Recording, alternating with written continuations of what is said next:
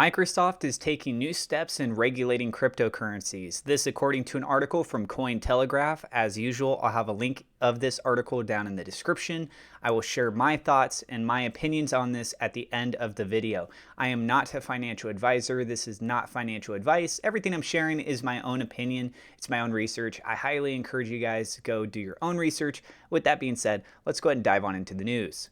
Microsoft bans cryptocurrency mining on cloud services. Microsoft now requires users to obtain a written pre-approval from the firm in order to use Microsoft Azure for mining cryptocurrencies like Bitcoin. Cloud computing giant Microsoft is taking measures to increase stability of its cloud services by forcing new restrictions for activities like cryptocurrency mining.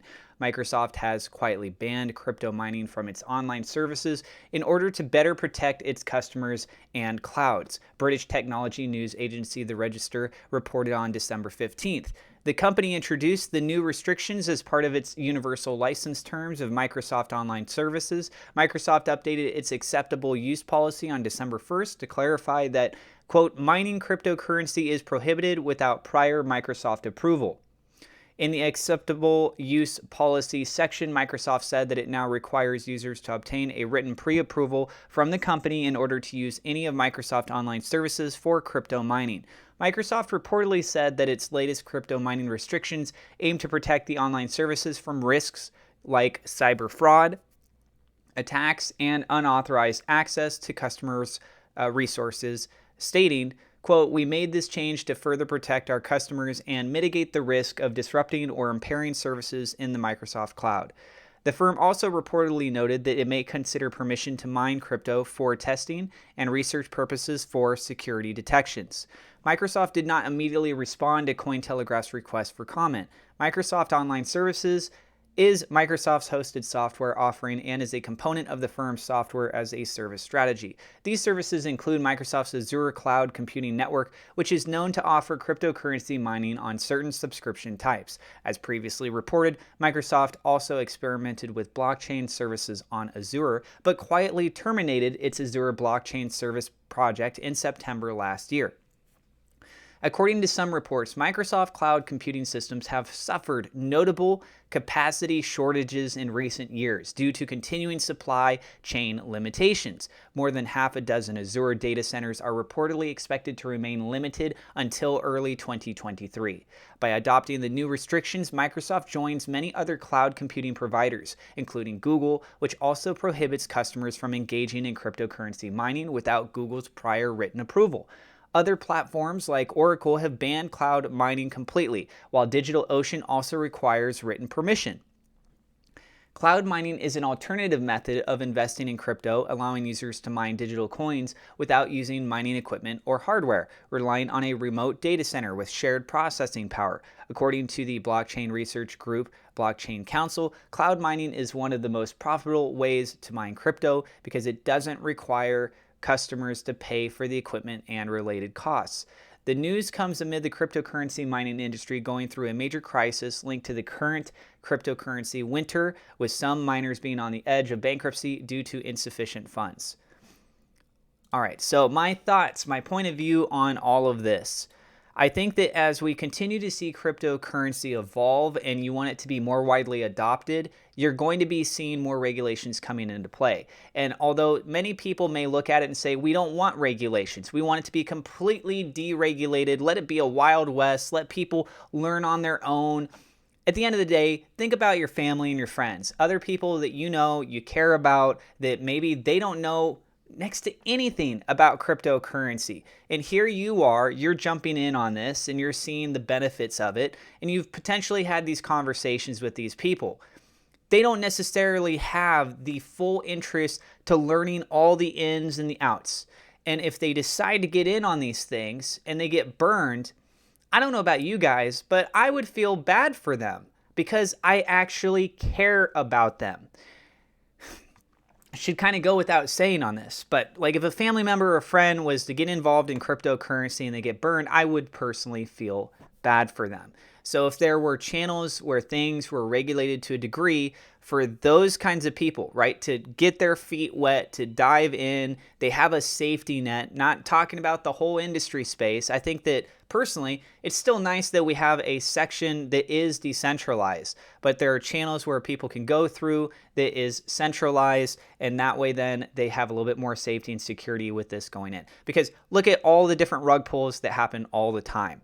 Even with as much as I know about cryptocurrency, I've had projects rug pull on me that I invested into. If you guys invest enough into cryptocurrency, there's a good chance you've experienced this at least once yourself on top of everything else.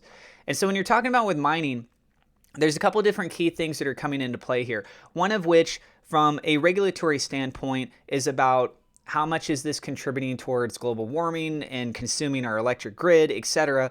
And we're already seeing adoptions adjusting these. You also have different proof of work models, right? You have different consensus models. So you have proof of work, for example. Bitcoin is an example of that, and it uses mining. There's other cryptocurrencies that use mining as well. And what they're talking about here with the cloud mining is kind of mitigating that down, so you don't necessarily have to worry about going and getting all this new equipment and trying to run it yourself. It's all going out through a separate based entity. But at the end of the day, that entity is still using their equipment and still doing the mining. The good news is that there's also alternatives that are being provided that generate that electricity, such as hydropower. You also have geothermal. The list goes on, right? So there's ways of capturing some of this energy and converting it over without necessarily damaging and impacting the ecosystem, without damaging the grid. And so I think it's very important to note solar energy, wind energy, these are another couple examples for you guys, that there are ways that you could contribute towards mining. But you also need to ask yourself, is that the most viable option that's out there? Because we also have things like proof of stake, right? You could design cryptocurrencies that don't require the actual mining process itself. But one of the big values that comes into play with mining oftentimes is the validation system. You have validators that are actually looking at the transactions. You have the hash rate, the security of the system itself to help protect against things such as a 51% attack. And to have those set and established should make it more safe for people wanting to come in. Like, for example, if somebody was wanting to go and invest in Bitcoin, the odds of Bitcoin minting or producing and getting confirmation a synthetic Bitcoin, a fake Bitcoin, right? Someone just says that they have it. The odds of that are extremely, extremely low because of the high hash rate, the amount of miners that are currently involved in the system, and they get the benefits because of the fact that they're contributing to the system in that part, but they get paid through what? Through getting a fractionalization of these transactions with the transaction fees, with the mining process itself, when they discover blocks, etc.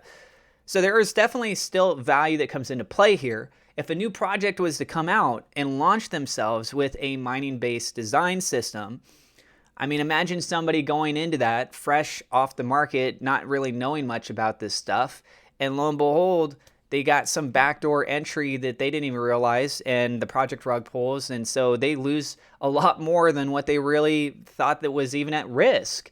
And so what Microsoft is saying right here, you can look at it two ways, guys. You can look at it good and bad. And I think that it's important that you weigh both of those options and see how the industry space is just continuing as a whole. Me personally, I think this is a good direction. Some people look at this and think that, well, this is them trying to centralize cryptocurrency. They're trying to have more control over all of this. But what's the good side of this? The good side of this is that there's more security and protection for people that don't know a lot about cryptocurrency, and they just want to have a little bit of a safety net, right? So looking at it from that point of view, the fact that they're saying that they are trying to protect their customers, I do agree with that element for this instance here. I think it's, again, important that you have a lot of the industry space that remains decentralized, that there are those channels that people can go and participate in if they so wish to do so. But to have some where people know that they can go to, participate with this, and there's these provisions that are already established. So in this instance, right, they have to actually get the permission from Microsoft themselves. To me, that suggests there's a higher probability of accountability for these projects that are launching in case something goes wrong. And I don't know about you, but someone tries to steal my money, I want them to be criminally charged. I want them to be identified. I want them to have to pay up, and hopefully I get my money back. I think that's important.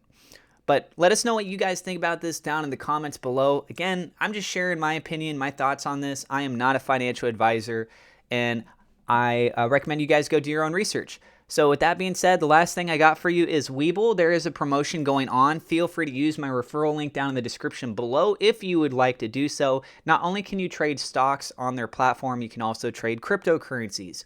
If you use my referral link, you could get up to 12 free stocks. They have a special promotion going on right now.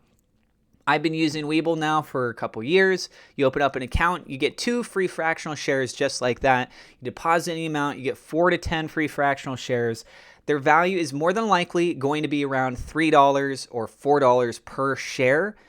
However, there is a chance it could go up to $300 or $3,000.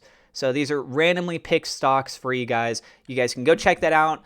It's an opportunity. The market's down. If you want to do so, you have that option. Thank you so much to my Patreon supporters. A double shout out thank you to WeLoveSafeMoon.com, Victor Vegas, SafeMoon Oz for being higher level patrons. Also, thank you to my YouTube members for your support. If you're new to the channel, don't forget to hit subscribe, hit the thumbs up, like button. God bless, and we will see you in the next episode.